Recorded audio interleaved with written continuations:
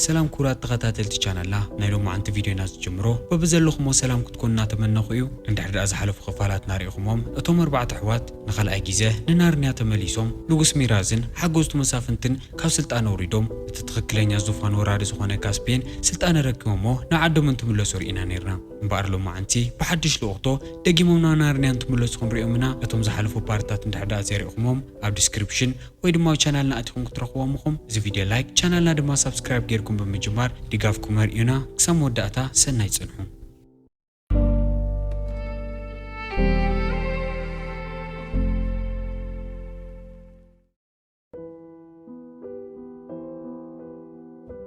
فيلمنا جمر كونارنيا خبز ملسو بزح جيزة زي حلفة أدمن ناوناي بريطانيا سراويت نختصنبر انتو موكر نار إنايم قنتهم ململتي لعلمة أن إشي مخانو رئم يبارومو أدمن نسراويت ململا استقرنا عدم قدب كستغاقلكم زلو بمنكاف حفتلو سنا وشتاتها كاوعدا غازغاز اتو نورت حزاتو نغت ملس نحقزات صوعمو مسحفتو يخيد دقخوت انكلوون مزراوي جمرومو بيتر حدا جيزة ناي مولو بيت منغستي نغوز كم زي نورة حجي امتارا ساوي الرئيس لزنورة من محقوز كم زي كونان لوسي نقرا لوسجن كل زقات مزنورن نغوز زغونو العالمن كالي سلازنورة ازمان نمسو كم زي فلت نقرو جزا خوت صحن كلو نتجازيت أنا بتصنحهم حوبهم هارول سلام كل وين مكرمو نسجن تورط تسرق سلازنورة من كمل سلام يتعرف أدمن بتعمين نادى دمو حوبه يرئن الليلو ملحس خوت قلن كلو أو لعلو خوين زر إنوره وده حبه يستسير أمه نبوغ نقرخ مكرم كلو أدمن تناديدو كقوايو نفت درجة ديو جن اشتي حفتلو ستقارج أمه دحرنو واحد توارح كافتا أمريكا خير زلا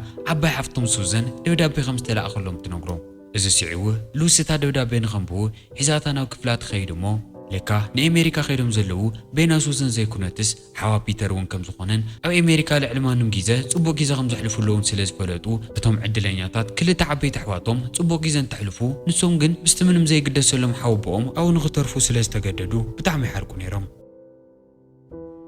دحرز سوزن دودا بقى أدمننا لوسي استوسنو وارح أو إنجليز نغتصنحو عديهم كم زو سنة نجيرات ودو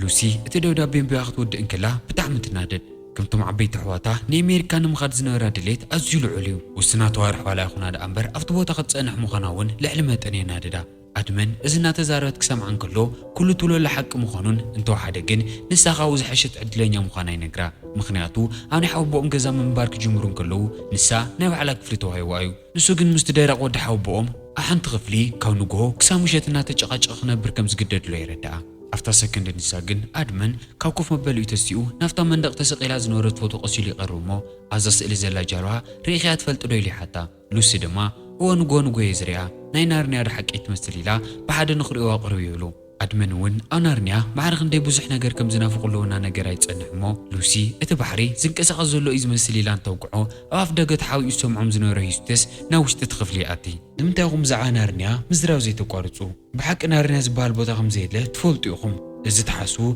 بوزح ناريا نورا سلا زنبوكم خم ليلو يزارو أقدمو تنادي دلون تسأليون زنورة أدمن نسوم كمو زي ربح متصحف تخم زي ينبون ندحر أنا وحق عدلين يخوينو حدا مالت نخريقة عدل كم زركوني نقرو جن يوستس إذا تبغى زروهم كم حماق قطرمو نسوكم زي ربح تاريخنا تزاروكم نغمع عينت سو شخميكم تغير لخميلو بزعوان نارنيان زي اللي نقراتن مزراو نخب قارتو ينقرم السمع أدمن ندوتو ناو سغيمت سمو كباس قداليون كلو لوسي تطو نخبلو تنقرم مو تغرطم نوان خقورو تحطم مغناتو فتاسئل زنورة بحري حجنا بحق منقصقاس جمير له انتاي فتركم زلو نخفلتو منو معدل كيرغو اتماي بزحنا وشت زلو الخفل مقتاي جمر يستاز مجمر زخر انكلو بتعمي دناغص اما ندق تصقيعنا طمتي صنحمو اتماي مفساس نخو قارص اتسئل خسورنا تغواي خيد اتم كل تحواتون تطو كبلونا مكرو اتاسئلي ماي مفساسا فصيمان كي قارصت نمري تودق او كد مقناسون اتماي لعلمانم غيزه بزيحون قلوتو وسخنا فتخفلنا فسسه كتلقلقوم يجمر اتماي لعلمات انبزيحو لعلقموتهم يغونمو نوشت يطلقم تجنانيقومن تدناغيصومن نحمسون لعلخ ملوسون كلو جن نوسوم افت زنور له خفله زي كونس انا ينارني علم اما اخل بحري ناتزاففو يمزلو يستس كل زفتر له نغير كرين كلو بتعمي كرم كميلو كما اخل جزا بحد جيزه نما اخل بحر خمس توسد ما يحسب نسو تدناغيصو فحترترنا لن كلو جن لوسي ناوم قصت متزنورت دون تريدر تبال عباي مركب ترمو ادمننا هيوستن كم من قدا نخل له يتنقرم دحرزي كم من قدا نخرحقو محماسكو جمرون كلو لوس تشجيران دحري تترف ግን መጨረሻ ግዜ ኣብ ዓለሞም ክምለሱ እንከለዉ ሓድሽ ናይ ናርንያ ንጉስ ገይሮም ዝገደፍዎ ካስፔን ይመጽሞ እናሓመሰ የድሕና ሉሲና ኣድመን ንዕኡ ክሪእዎ እንከለዉ ብሓቂ ናብ ናርንያ ከም ዝተመለሱ ይርድኦም እሞ ሕጉሳት ይኾኑ ድሕሪዚ ካስፔንን እቶም ምስኡ ዝነበሩ ወታደራትን ካብቲ ባሕሪ ናፍታ ጃልባ ንኽድዩ ይሕግዝዎም እሞ ሂውስተን ካብቲ ባሕሪ ካብ ዝወፅእ ጀሚሩ ክሳብ ኣብቲ ጃልባ ዝስቀል ብዛዕባ እቲ ጉዳይ እናንጸርጸረ መሊሶም ንእንግሊዝ ንኽወስድዎ ብተደጋጋሚ እናጨቐጨቖም ይጸንሕ ኩሎም ናብዛ መርከብ ተሰቂሎም ክረጋግዑ እንከለዉ ሉሲ ንካስፔን እታ ጥሩምባ ነፊሑ ናብኡ ዝፀውዖም እንድሕር ዳ ንሱ ኮይኑ ተሓቶ ካስፔን እቲ ጥሩምባ ዝነፍሐ ንሱ ከም ዘይኮነን ንዖም ከም ዘይፀውዖምን ይነግሮ ኣድመን ብዛዕባ መንነት እቲ ጥሩምባ ነፊሑ ናብኡ ዝፀውዖም ሰብ ፈጺሙ ይተገደሰን ተመሊሱ ናብ ናርንያ ብምምጽኡ ጥራይ ልዕሊ መጠን ሕጉስ እዩ ነይሩ በቲ ወገን ሂውስተን ምስ ሪፒቺ ዝበሃል ተዋጋኣይ እንጭዋ ምባእስ ይጅምር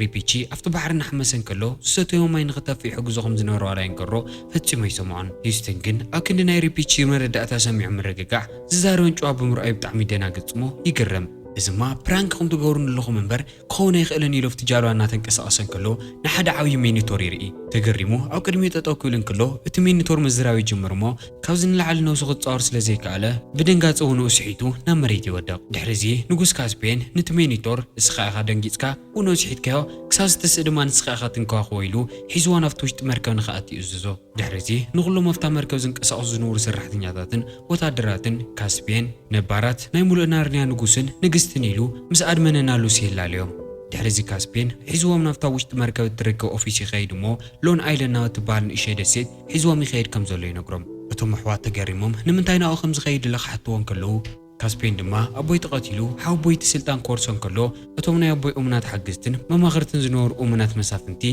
ነብሶም ንምድሓን ኣብ ዝተፈላለዩ ክፋላት እዚ ደሴት ተወቲኖም ነይሮም ሕጂ ድማ ደጊመ ክእኮም ይፍትን ኣለኹ ብምባል ናይ ናርንያ ካርታ የርእዮም እሞ እታ ሎን ኣይለንድ ኣበይ ወገን ከም ዘላ የመላኽቶም ድሕሪዚ ሉሲ እቲ ካርታ እናጠመተት ካብቶም ደሴታት ወፃኢ እንታይ ኢሉ ኢላ ትሓትት እሞ ናይታ መርከብ ካፕቴን ዝኾነ ድሬልየን ዝተባሃለ ሰብኣይ ከም መርሜድ ዝበላ ብዙሓት ዝተፈላለዩ ፍጡራት ከም ዘለዉ ይነግራ ኣድመን እዚ ክሰምዕ እንከሎ ዋላ ዝተፈላለዩ ብዙሓት ፍጡራት ኣብ ናርንያ ይርአ ዳ እምበር መርሜድ ፈፂመን ክህልያ ይኽእላን ኢሉ ስለ ዝኣመነ እናሰሓቐ ንድሬልየን ናይ ሓቂ ኻድኻ መርሜድ ኣለዋ ኢልካ ተኣምን ኢሉ ይሓቶ ድሬልየን ግን ብዝሕትኡ ብጣዕሚ ተገሪሙ እንከይመለሰሉ ስቕ ኢሉ እናጠሞተ ይጸንሕ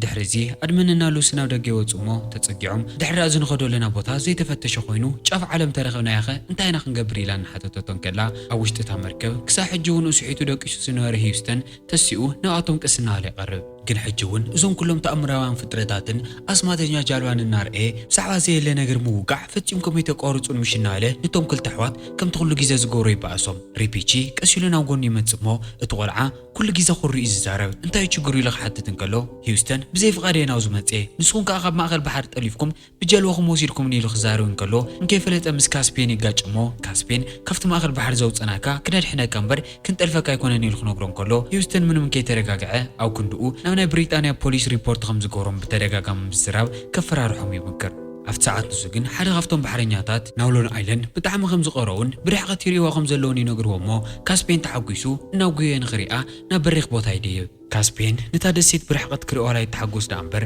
ኣብቲ ናይ ካብቶም ቦታ ኮይኑ ብርሕቐት እንተሞዓዲ ናይ ናርንያ ባንዴራ ዝተሰቐለታ ዋላ ሓንቲ ቦታ ክረክብ ይከኣልን ድሬልየን እዚ ኣጋጣሚ ብጣዕሚ መጠራጠሪ ምዃኑ ይዛረብ እሞ ኣድመን መፂኡ ኣብኡ ክበፅሑ እንከለዉ ናይ ተሓጓስ ንእሽተይ ምድላው ንኸዳልዩ ይነግሮ ድሬልየን ግን ምንም እንከይመሰሎ ኣነ ትእዛዝ ካብ ንጉስ ካስፔን ጥራሕ ዝቕበል ንስኻ ናይ ቀደም ንጉስ ኩን ዋላ ዳ እምበር ካስፔን እዚ ናይ ሕጂ ንጉስ ኢሉ ይምልሰሉ ኣድመን እዚ ክበሃል እንከሎ ሃላ ብጣዕሚ ይናደድ ዳ እምበር ምንም እንከይመሰሎ ችግር የብሉን ኢሉ ሓልፎ ይምክር ድሕሪዚ ካስፔን እታ ዓባይ መርከቦም ናብቲ ደሴት ቅድሚ ምጽጉዖም ብንእሽተይ ጃልባ ኸይዶም እቲ ከባቢ ብደንቢ ንኽፍትሽዎ ይውስን እሞ ተወሰኑ ሰባት ኮይኖም ብንእሽተይ ጃልባ ናብቲ ደሴት ይቐርቡ ክወርዱ እንከለዉ ግን ኣብቲ ከባቢ ዋላ ሓደ ሰብ ስለ ዘይረኸቡ እቲ ጉዳይ ንእሽተይ መጠራጠሪ ይኾኖም ድሕሪዚ ካስፔን ንሪፒቺ ምስ ናይ ድሬልየን ወታደራት ንኽጸንሑ ይእዝዞ እሞ እታ ከተማ ንምንታይ ከምዚ ኢላ ጽው ዝበለት ንምፍታሽ ኣድመን ሉሲና ሂውስተን ሒዙ ይኸይድ ፀሓይ ቅድሚ ምዕራባ ናብቲ ቦታ እንድሕር ዳ ዘይተመሊሶም ድማ ሪፒቺፍ ምሳይ ድሬልየን ወታደራት ኮይኑ ብፍጥነት ንኽእልሽዎም ይእዝዞም ኣብቲ ከተማ ኣትዮም ምፍታሽ ክጅምሩ እንከለዉ ሂውስተን ብመስኮት ናብ ሓደ ገዛ ይቐልቀል ኣብ ውሽጢ ድማ ብጣዕሚ ፈሪሖም ናብ ሓደ ፀግዒ ዝተጨበጡ ስድራዊት ይርኢ እናብ ጉየ ናብ ካልኦት ኣዕሩኽቱ ተመሊሱ እንታይ ርኢኻ ኢሎም ክሓትዎ እንከለዉ ግን እቲ ሓቅብ ክንዲ ምዝራብ ምንም ዝረኣኽዎ ነገር የብለየን ብምባል ይሕሲ ድሕሪ ኣድመን ፀዊዑ ነቲ ንሶም ዝኣትይዎ ኣለዎ ዓብዪ ኣዳራሽ ኣፍ ደገ ንኽሕሊ ይነግሮ ናብ ጉየ ክቐርቡ እንከለውን ካስፔስ ኣብ ጎኑ ዝነበረት ንእሽተይ ካራ ይቕብሎ እሞ ሂውስተን እውን ብዛዕባኡ ምንም ክጭንቑ ከም ዘይብሎምን እቲ ኣፍ ደገ ብደንቢ ገይሩ ከም ዝሕልዮን ብተደጋጋሚ ይዛረቦም ድሕሪዚ ንሂውስተን ኣብ ደገ ገዲፎሞ ኣድመን ሉሲና ካስፔን ናብ ውሽጢ ኣትዩሞ ብዙሓት ዝተሰረዙ ስማት ዘለውዎ ዓብይ መጽሓፍ ይረኽቡ። እንታይ ትርጉም ክህልዮ ከም ዝኽእል ንደቓይቕ እናሓሰቡ ድሕሪ ምጽናሕ እቲ መጽሓፍ ናይ ነገድ ባራዩን እቲ ተደምሲስን ሽም ድማ ናይ ባርያታት ምዃኑን ይርድኦም። ምንም ነገር ክገብሩ ዕድልን ከይረኸቡ ግን ብጣዕሚ ብዙሕ ቁጥሪ ዘለዎም ናይ ባራዩ ነገዲ ካብቲ ላዕሊ ይወርዱሞ ብኹሉ ገጽ ከይዎም ምስቶም ማዕረግቲ ክቃለሱ ይጅምሩ። ብጣዕሚ ጎበዛት ተቓለስቲ ስለ ዝነበሩ ካስፔንና ኣድመን ብቐሊሉ ክስዕርዎም ኣይከኣሉን። ኣብ መጨረሻ ግን ዋላ ናብ ምስዓር ተቓሪቦም ይጽንሑ ደኣ እምበር መራሕቶም ነገዲ ባራዩ ንሂውስተን ካራው ክሳዱ ቐሚጡ ናብቲ ውሽጢ ሒዝዎ ይኣትሞ መሳርሖም ተዘይቐሚጦም ከም ዝቐትሎ ነጊሩ የፈራርሖም። ድሕሪዚ ካስፔን መማረፂ ከም ዘይብሎም ተረዲእዎ ጉላቶም መሳርሖም ንኸቐምጡ ይነግሮም። ድሕሪዚ እቲ መራሕኦም ቀሲሉ ናብቶም ወታደራት ይቐርብሞ ንሂውስተንና ሉሲ ንኽሽየጡ ናብቲ ዕዳጋ ንኽወስድዎም ንኣድመንና ካስፔን ድማ ናብቲ ቤት ማእሰርቲ ንኽወስድዎም ይእዝዝ። ካስፔን ኣብ ቤት መንግስቱ እዚ ፍጥር እናሃለየ ብዘይምፍላጡ ብጣዕሚ ይናደድ እሞ ነቶም ነገድቲ ባራዩ ናይ ኢዶም ከም ዘኽፍሎም ክዛረቦም እንከሎ መራሒ ነገድቲ ቶም ባራይ ግን ንስኻ ባራይ ኮይንካ ክትሽየጥ እንከለኻ ንዓኻ ብዙሕ ዝኸፍሉ ክህሉ እዮም ኢሉ እናቐለደ ይስሕቐሉ። ካስፔን ምስ ኣድመንና ቤት ማእሰርቲ ክስደድ እንከሎ እቲ ማዕጾ ክፈተለይ ይኸውን ደይሉ ብተደጋጋሚ ብእግሩ እናወቕዖ ይጸንሕ። ኣብቲ ሰዓት ንሱ ግን ኣድመንና ካስፔን ኣብ ውሽጢ እቲ ቤት ማእሰርቲ ካብ ሓደ ጽልማት ኩርናዕ እቲ ማዕጾ ብተደጋጋሚ ምውቃዕ ምንም ዋጋ ከም ዘይብሉ ዝነግሮም ድምፂ ይሰምዑ። ምክንያቱ እዚ ቤት ማእሰርቲ ንዓመታት ዋላ ይጽናሕ ደኣ እምበር ዋላ ሓንቲ መዓልቲ እንደገ ወፂ ከም ዘይፈልጥ ይነግሮም እሞ ምን ምዃኑ ንምርኣይ ካስፔን ቅስና ባለ ናብቲ ቦታ ቀርብ እንከሎ ካብቶም ዝእልሾምሎ ሸውዓት ናይ ኣቦ ሓገዝቲ ዝነበሩ መሳፍንቲ ሓደ ኮይኑ ይጸንሕ። እቲ መስፍን በርኒ ዝበሃል ነይሩ። ካስፔን ኣብ ከምዚ ዓይነት ኩነታት ክሪኦ እንከሎ እውን ብጣዕሚ ድንግጽን ኣመና ድማ ይሓዝነሉ። ካስፔን መንነቱ ንበርን ክነግሮ እንከሎ እውን በርን ብትሕትና ተቐቢሉ ምስ ኣቦኡ ናይ ቀረባ ኣዕርኽቲ ስለ ዝነበሩ ብሓደ ዘሕለፍዎ ብዙሕ ታሪኻት ክነግሮ ይጅምር። ብዙሕ ከይጸንሑ ብደገ እቶም ነበርቲ ብዙሕ ድምፂ ናውፁ ይሰምዕ እሞ ኣድመን እንታይ ከም ዝፈጠረሎ ንምርኣይ በቲ መሽኮት ይቕልቀል። ኣብቲ ሰዓት ንሱ ድማ ሓደ ሪብ ዝተባሃለ ሰብኣይ በቶም ነገድቲ ባራዩ ሰበይቱ ትውሰዶ ስለ ዝነበረት ንኸይጽድዋ ብተደጋጋሚ እናለመኖም ንሶም ግን እንከይሰምዕዎ ሒዞማ እንትኸዱ ይርኢ። ብጋሪ ናብቲ ግምግም ባሕሪ ይወስድዋ እሞ ናብ ንእሽተይ ጀልባ ተሰቒላ ካብታ ደሴት ክትረሓቕ ትጅመር። ካስፔን በቲ መሽኮት ተቐልቂሉ ዝኽርኢ እንከሎ ብጣዕሚ ይግረም እሞ ንበርን እቶም ሲቪላት ናበይ ይውሰዱ ከም ዘለዎ ይሓቶ። እቲ ሰብኣይ ግን ኣብ ክንዲ ትሕቶ ምምላስ ብጥማት ከቐጽል ኢሉ ንካስፔን ናይ ትሕቶኡ መልሲ ድሕሪ ደቓይቕ ከም ዝረኽቦ ይነግሮ። እታ ንእሽተይ ጀልባ ካብቲ ደሴት ቅሩቴ ክትረሓቕ እንከላ ግን ብትጽላሎት ኣቢሉ ሓደ ቆፂል ትኪ ይመጽ እሞ እናተንቀሳቐሰ ንኹላቶም ይሽፍኖም። ድሕሪ ሰከንዳት እቲ ትኪ ክጠፍእ እንከሎ ግን እቶም ኣብኡ ዝነበሩ ሰባት እውን ምስኡ ይስወሩ። ካስፔንና ኣድመን እዚ እናረኣዩ ድሕሪ ምጽናሕ ብጣዕሚ ድንግጹን ይግረሙን እሞ ናብ በርኒ ተመሊሶም እቶም ሰባት ናበይ ከም ዝኸዱን እንታይ ኮይኖም ይስወሩ ከም ዘለውን ይሓትዎ። በርኒ ግን ምንም ዝፈልጦ ታሪክ ከም ዘይነበሮን ቅድሚ ዝተወሰኑ ዓመታት ንሱን እቶም ካልኦት 7 መናፍስትን ብዛዕባ እቲ ከሰሚዖም ስለ ዝነበሩ እቶም ካልኦት መሳፍንቲ መልሲ ንምእላሽ ኣብታ ደሴት ንሳሕ ዲጎሞም ምስ ከዱ ፈጺሞም ከም ዘይተመለሱ ይነግሮም። በርን ምዝራው ቁጽል እንከሎ ካስፔንና ኣድመን ጸጥ ኢሎም ይሰምዕዎ እሞ ድሕሪ ዳፍቲ ናይ ባራዊ ዕዳጋ ወፂኹም ተዘይተሸይጥኩም ነቲ ቆፂል ትኪ ከም መስዋእቲ ተገይርኩም ክትስደዱ ኢኹም። ኣብዛ ደሴት እዚኣ ተመጺኻ ወይ በቲ መጨረሻኻ ፈጺሙ ጽቡቕ ይኸውንን ኢሉ ይነግሮም እሞ ኣድመን እዚ ድሕሪ ምስምዑ ብጣዕሚ ይጭነቕ። ንሉሲና ሂውስተን ድማ ዝገበሩ ገይሮም ከድሕንዎም ከም ዘለዎም ንካስፔን ብምስትዋስ ሓደ ስጉምቲ ንኽወስዱ ይነግሮ። ድሕሪ ዝተወሰኑ ደቓይቕ ሉሲና ሂውስተን ናብ ዕዳጋ ይቐርቡ። ሉሲ ብሓደ ሃፍታም ሰብኣይ ተገዚኣ ክትወሰድ ምንም ግዜ ወሰደላን። ግን ሂውስተን ክገዝኦ ዝደለዋ ሓደ ሰብ ስለ ዘይተረኸበ እቲ ዕዳጋ ንዝተወሰነ ደቓይቕ ይድንጉ እሞ ትሪኒን ሪፒቺፕን እቶም ካልኦት ባሕረኛታትን ነገስታቶምን ሂውስተንን ንምድሓን ምስቶም ልዕል ቁፅሪ ዝነበሮም ነገድቲ ባራዩ ሓያል ባእሲ ይጅምሩ። ካስፔንና ኣድመን እውን ካብቲ ቤት ማእሰርቲ ወፂኦም ኣብቲ ቃልሲ ይሳተፉ እሞ እቶም ነገድቲ ህይወቶም ኣብ ሓደጋ ከእትዩ ስለ ዘይደልዩ እቲ ቃልሲ ብዙሕ ከይቀጽልዎ ይሃድሙ። እቶም ንጉሳት ድማ ዕውታት ኮይኖም ይውድእዎ።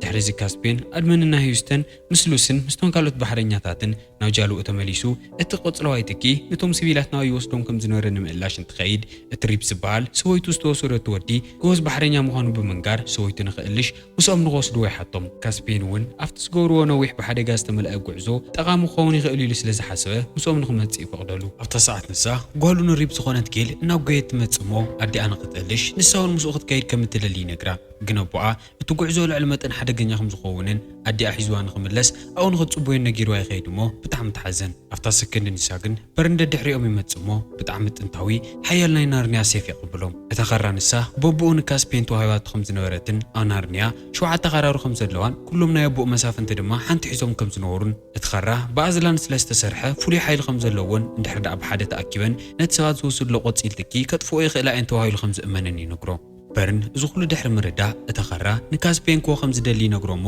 ካስፔን ብኽብሪ ተቐቢሉ ናይ ተኸራ ሓላፍነት ንኣድመን ይህቦ ድሕሪ ዝናብ መርከቦም ይስቀሉ እሞ ናብ ሰሜናዊ ክፋል ሚስት ኣይላንድ ይኸዱ ምክንያቱ እቲ ቆፅለዋይ ትኪ በቲ ኣንፈት ንሱ እዩ ዝመፅእ ተባሂሉ ተነጊርዎም ነይሩ ድሕሪ ዝተወሰኑ ደቃይቕ ሂውስተን ካብ ማእኸል እታ መርከብ ኣትክልቲ ክሰርቕ እናሞከረ ሪፒች ይረኽቦ እሞ ንምንታይ ኢኻ ትሰርቕ ኣለኻ ኢሉ ይሓቶ ሂውስተን ብጣዕሚ ተናዲዱ ክበኣሱ ክጅምር እንከሎ ክልቲኦም እናተቃላሱ ናብቲ ላዕለዋይ ክፋል እታ መርከብ ይድዩ እሞ ኩሉ ሰብ እናርአዮም ይጸንሕ ኣብ መጨረሻ ሪፒች ንሂውስተን ይወቅዖ እሞ ንሓንቲ ባስኬት ወቂዕዋ ናብ መሬት ክትወድቕ እንከላ ኣብ ውሽጢ ጓሉን ሪፕ ዝኾነት ግያል ተሓቢኣ ትጸንሕ ሪፕ ጓሉ ግያል ኣብ ባስኬት ተሓቢኣ ምስኡ ከም ዝመፀት ክርኢ እንከሎ ብጣዕሚ ይድንግፅ ኣብ ጎኑ ሓቑፍዋ ድማ ካስፔን ንድሕሪ ድኻ ትመልሳ ኢሉ ይሓቶ እሞ ኣብ ክንድኡ እቶም ባሕረኛታት ምስኦም ንኽማልኡ እዋን ከም ጓሎም ንኽንከዋኸዋን ፈቃደኛታት ይኾኑ እሞ ብጣዕሚ ሕጉስ ይኸውን ሉሲ እውን ናብ ግያል መፅያ ዓርሳ ተላልያ እሞ ተሓድሽ መደቀሲ እየን ትወስዳ እዚ ኩሉ ክውዳእ እንከሎ ሪፒቺፕ ንሂውስተን ብጣዕሚ ጎበዝ ተቓላሳይ ኢኻ ቁርበተይ ሰልጢነ ድማ ኣብዚ ዓዲ ኣለዉ ካብ ዝበሃሉ ካራ ተቓለስቲ ክገብረካ ኢሉ ይነግሮ እሞ ሂውስተን እውን ንመጀመርያ ግዜ ብናይ ሪፒቺፕ ዘረባ ሕጉስ ዝኾነ እዩ ዝመስል ነይሩ ድሕሪ ዝተወሰደ ግዜ ድሪኒን ካስፔንና ኣድመን ብርሕቐት ሓንቲ ንእሽተይ ደሴት ይረኽቡ እሞ እቲ ምሸት ንኸዕርፉ ናብኣ ክኸዱ ይውስኑ እቲ ለይቲ ንሱ ኣብታ ደሴት ከይዶም ክድቅሱ እንከለዉ ግን ለይቲ ዳፍልቦርድ ዝበሃሉ ብጣዕሚ ገጅፍ እግሪ ዘለዎም ፍጡራት ናብቲ ዝደቀሱሉ ቦታ እንትመፁ ንርኢ ኣብቲ ከባቢ እናተንቀሳቐሱ እንከለዉ ሉሲ ቅድሚ ምድቃሳ መፅሓፍ ተንብብ ከም ዝነበረት ይፈልጡ እሞ ክትጠቕመና ኢሎም ስለ ዝሓሰቡ ኣእውያ ነቶም ካልኦት ሰባት ንኸይተተስእ ኣፋ ይሕዝዋ እሞ ሒዞምዋ ክኸዱ ይሞክሩ ሉሲ ካብ ኢዶም ክተምልጥን ክትዛረውን ዋላ ተሞከረት ኣስጢሞም ሒዞምዋን ኣፋ ዓሚሞማን ስለ ዝነበሩ ምንም ክትገብር ኣይከኣለትን ካብቶም ካልኦት ዝደቀሱሉ ቦታ ንዝተወሰነ ርሕቐት ምስ ወሰድዋ ግን ናብ መሬት የውድቕዋ እሞ ሉሲ ንእሽተይ ካራ ኣውፂኣ ክትጥቅዖም ትሞክር ግን ክትሪኦም ስለ ዘይትኽእል ብቐሊሉ ትኻራ ናብ መሬት የውድቑላ ድሕሪ እዚ እንድሕር ደኣ ዝወለቶም ኩሉ ዘይትገብር ኮይና መሓዙታ ቆትሉላ ዝኽእሉ ገጀፍቲ ፍጡራት ምዃኖም ይነግርዋ ሉሲ ከምቲ ዝብልወለዉ ገጀፍቲ ፍጡራት እዮም ኢላ ስለ ዝገመተት ብጣዕሚ እናፈርሐት ካብ እንታይ ከም ዝደልዩ ተሓቶም መራሒ እዞም ፍጡራት እውን ብድሕሪኺ ዘይረአ ሓደ ዓብዪ ቤት መንግስቲ ኣሎ ኣብቲ ውሽጢ ኣቲኺ ብዙሕ ድግምትን መርገምን ዝተፃሕፈላ መፅሓፍ ክትረኽቢ ኢኺ ኣብኡ ዝተሰወሩ ፍጡራት ዝረአዩ እትገብር ድጋም ክትረኽቢ ኢኺ እሳብ ፍጥነት ክተንብቢ ኣለኪ እዚ ኩሉ ተዘይጌርክ ግን እቲ ዋጋ እቶም ደቂሶም ዘለዉ ዕሩኽ ትኽእዮም ክኸፍልዎ ኢሎም የፈራርሕዋ ሉሲ ድሕሪ እቲ ገዛ ዘይረአ ኮይኑ ከመይ ልኽረኽቦ ኢላ ተሓቶም እሞ ዝተሰወረ ዝነበረ ማዕፆ ከፊቶም ብኡቢላ ንኽትኣቲ ይነግርዋ ሉሲ ሕጂ እውን ግን ሉሲ ሕጂ እውን ክትምለሰሉ ትደሊ ምክንያት ስለ ትእልሽ ዝነበረት ድሕሪ ደኣ ችግርኩም ምንባብ ጥራይ ኮይኑ ንምንታይ ባዕልኹም ዘይተንብቦ ኢላ ተሓቶም እሞ እቶም ፍጡራት እውን ምንባብ ከም ዘይክእሉ ብምንጋር ካሊእ ሕቶ ከይሓተተት ንውሽጢ ንኽትኣቲ ይነግርዋ ሉሲ መማረፂ ከም ዘይብላ ሪኣ ፈቓደኛ ኮይና ናብ ውሽጢ ክትኣቲ እንከላ እቶም ገጀፍቲ ፍጡራት እቲ ማዕፆ ይሓፂዎ እሞ ተመሊሳ ንኸይትወፅእ ይቕልፍዎ በቲ ወገን ንጎሆ ይኸውን እሞ ንጉስ ካስፔን ካብ ምድቃሱ ክለዓል እንከሎ ኣብ ኩሉ ክፋላት እቲ ካምፖም ዓበይቲ ናይ እግሪ ርጋፃት ይርኢ ንኩላቶም ክነግሮም እንከሎ ኣድመን ይትስእ እሞ ሉሲ ምድቃሳ ከም ዘየላ ከስተውዕል እንከሎ ነቶም ካልኦት ይነግሮም ኣብቲ ከባቢ እናተጓዩ ድማ ክእልሽዋ ይጅምሩ ኣብ ተመሳሳሊ ሰዓት ኣብቲ ውሽጢ ቤት መንግስቲ ኣትያ ዝነበረት ሉሲ እቲ ዝተባሃለቶ ብዙሕ ድግምትን መርገምን ዝተፅሓፎ መፅሓፍ ትረኽቦ ከፊታ እቶም ገጀፍቲ ፍጡራት ዝበልዋ ፅሕፍቲ ክትእልሽ እንከላ ግን ምልክዕቲ ክገብራ ዝኽእል ድግምቲ ትረክብ ሉሲ ከምሲ ዞን ምልክዕቲ ይኮንኩን ኢላ ተኣምን ስለ ዝነበረት ኩሉ ግዜ ዝፀበቐት ክትከውን እያ ትምነ ነይራ ኣብታ ገፅ ዘሎ ፅሑፍ እዚ ክቀይሮ ከም ዝኽእል ስለ ዝፈለጠት ድማ ተቐዳሞ ናብ ጅቡኣ ተእትዮ እዚ ክትገብር እንከላ ግን ኣዝላንድ እናፀዋዕ ድምፁ ትሰምዖ እሞ ግን ድማ ተገምጢላ ክትርኢ እንከላ ኣብቲ ክፍሊ ዋላ ሓደ ሰብ የለን ድሕሪ እዚ እታ ድጋም ክትንበባ ትጅምር እሞ በኣጋጣሚ ኣብ ተመሳሳሊ ሰዓት ካስፔን ኣድመንን እቶም ካልኦት ባሕረኛታትን እቲ ርጋፅ እግሪ እናሰዓቡ ኣብቲ ቤት መንግስቲ ቀሪቦም እዮም ነይሮም ግን እቶም ዳፍልባድ ዝበሃሉ ፍጡራት ዘይረአዩ ስለ ዝነበሩ ነቶም ባሕረኛታትን ካስፔንን ኣድመንን ብዝተፈላለየ ኣንፈት እናጥቅዕዎም እዮም ካስፔን እቶም ፍጡራት ክሪኦም ስለ ዘይከኣለ ብጣዕሚ ተደናጊፁ ነይሩ ብኩሉ ገጽ ከይቦሞም ንሕና ምሕረት ዘይንፈልጥ ብጣዕሚ ገጀፍቲ ፍጡራት ኢና ዋላ ንባዕልና ይትርአዩና ርጋፅ እግርና ርኢኹም ክትፈልጡ ትኽእሉ ኢኹም ኢሎም እናፈራርሕዎም ይጸንሑ ግን ሉሲ እታ ርጋ መንቢባ ስለ ዝወድአት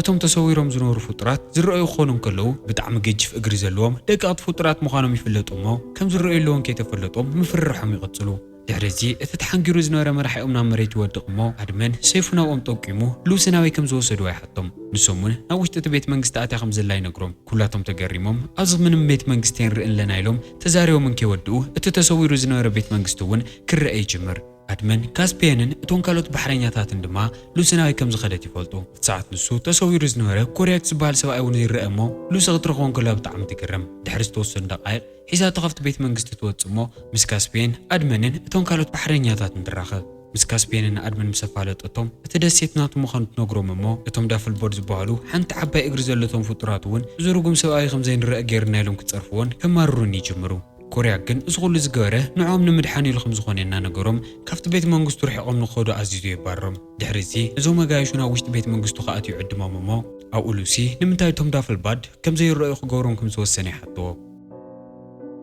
እሱ እውን ካብቲ ድሕሪ ቆፂል ግመ ዘሎ ነገር ንኽሕልዮም ከም ዝኾነ ይነግሮም። ኩላቶም ብመልሱ ተደናቢሮም ነንሕድሕዶም እናተጠማመቱን ከለዎ ግን ዓብዪ ካርታ ይውፅእ እሞ ዳርክ ኣይላንድ ዝተባሃለት ሓንቲ ክፋእ ዝተመልአት ደሴት የርእዮም። እታ ደሴት ንሳ ብሉእ ንሙሉእ ብክፋእ ዝተመልአት እያ። ብኣ ዝሓለፈን ንኣ ንዝቐረበን ንኹሉ ንምስሓት ድማ ዘይጥቀሙሉ ስማት ኮነ ስርሒት የብሎምን ኢሉ የረድኦም። ሉሲ ከመይ ጌርና ጥጦ ክነብሎ ንኽእል ኢላ ተሓቶሞ ንሱ ድማ እቶም 7 ኣዝላንድ ንናይ ካስፔን ስድራቤት ክምውህብቶ ዝሃቦን ካራታት ኣጣዊዕኩም ኣብ ማእኸል ጠረጴዛ ክትቕመጥዎን ኣለኩም ከምዛ ኣድመን ሒዝዋኔ ዝህላ 7 ተኸራሩ ኢሉ ኢዱ ናብ ኣይጥቆም። ካስፔን እዚ ክሰምዕ እንከሎ እዚ ሰብኣይ እቶም 7 ናይ ቴልመር መሳፍንቲ ከም ዝረኸቦም ይርድኦ እሞ ናበይ ከም ዝኸዱ ይሓቶ። ኮርያክ ድማ ሮማንዱስ ኣይላንድ ናብ ዝበሃል ንእሽተይ ደሴት ሓደ ሰማያዊ ኮኸብ እናሰዓቡ ንኽኸዱ ከም ዝለኣኾም ይነግሮ። ኣብቲ ደሴት ንሱ ኣብ ናይ ኣዝላንድ ጠረጴዛ እተን 7 ተካራሩ እንድሕር ዳቕሚጦምዎን እቲ ክፋእ ዝተመልአ ቆፅለዋይ ትኪ ሙሉእ ንሙሉእ ክጠፍእ እዩ። ብሰንኪ ደበና ዝተጠለፉን ዝሞቱን ኩሎም ሰባት ድማ ክምለሱ እዮም ኢሉ ይነግሮም። ግን ድማ እዚ ክገብሩ ክኸዱ እንድሕር ዳ ወሲኖም ብጣዕሚ ክጥንቀቑ ከም ዘለዎም ይነግሮም።